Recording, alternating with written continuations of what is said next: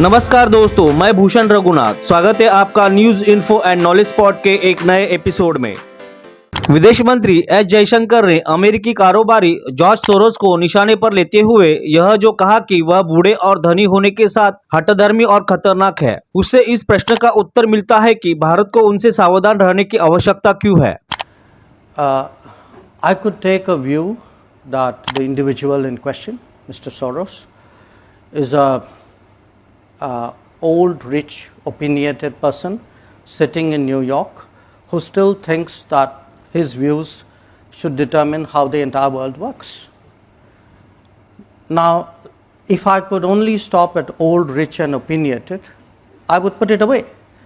But he is old, rich, opinionated and dangerous, because what happens is when such people and such views and such organizations, they actually invest resources.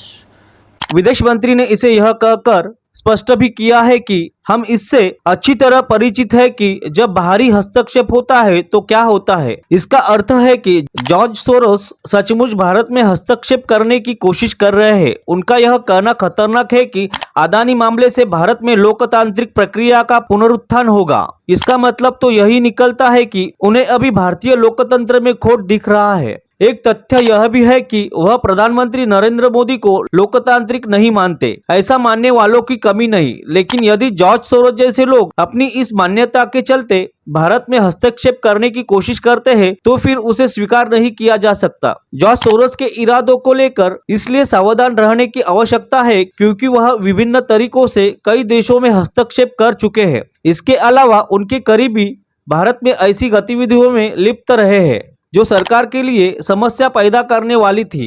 Bharat और यहाँ के नेताओं को हीन दृष्टि से देखने वालों में जॉर्ज सोरोस अकेले नहीं है। पश्चिम में उनके जैसे लोगों की कमी नहीं है। वे भारत सरीखे विकसनशील देशों को अपने संकीर्ण नजरिए से केवल देखते ही नहीं बल्कि इसके लिए जतन भी करते हैं कि वह उनके हिसाब से व्यवस्था बदले। ऐसी ही चाहत रखने वालों में पश्चिमी मीडिया का भी एक हिस्सा है। हाल ही में बीबीसी ने भारतीय प्रधानमंत्री पर जो डॉक्यूमेंट्री बनाई उसने भारत के प्रति उसके दुराग्रह को ही प्रकट किया है।